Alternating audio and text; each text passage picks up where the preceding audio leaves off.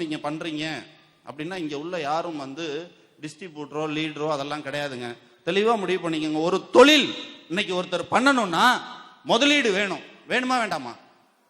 ஒரு தொழில் பண்ணணும்னா முதலீடு வேணும். முதலீடு இருந்தா அந்த தொழிலை பண்ணி அவர் பணம் சம்பாதிக்க முடியும்.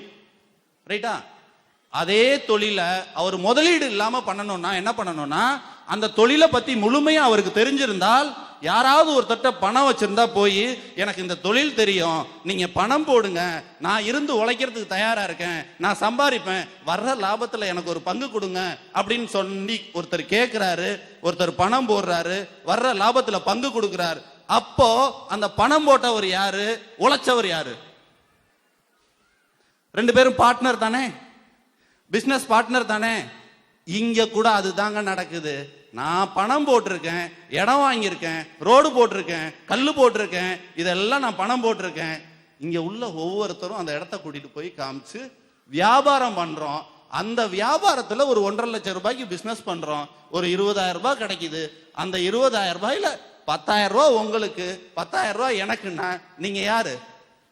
இங்க உள்ள அத்தனை பேரும் என்னோட பிசினஸ் பார்ட்னர். உங்களுக்கு கிடைக்கிற 10,000 உங்க குடும்பத்துக்கு, எனக்கு கிடைக்கிற 10,000 என் குடும்பத்துக்கு இல்லைங்க.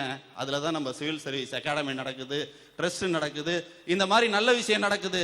இங்க நீங்க உழைக்கிறீங்க, பிசினஸ் பண்றீங்க, உங்களோட தேவைகளை பூர்த்தி பண்றீங்க. உங்களோட தேவை இங்க சேவையா மாறுது. மாறுதா இல்லையா?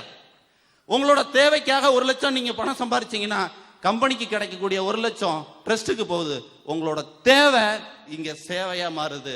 நீங்க தனியா போய் சேவை எதுவும் செய்ய வேண்டாம். உங்க குடும்பத்துக்கான தேவையை பூர்த்தி பண்றதுக்காக தொழில் பண்ணுங்க. இதை விட ஒரு ஈஸியான வியாபாரம் இந்த உலகத்துல வேற எதுவுமே கிடைக்காது. பணம் தேவையில்லை, பணம் தேவையில்லை. பெரிய திறமை இருக்கணும்னு கூட அவசியம் இல்லை. திறமையா சொல்லி கொடுத்து உங்களுக்கு கத்து கொடுத்து பணம் சம்பாதிச்சு கொடுக்கறதுக்கு பில்லர்ஸ் இருக்கிறாங்க. அவங்க சொல்லி தர போறாங்க, வாங்குறவங்கள்ட்ட பேச போறாங்க.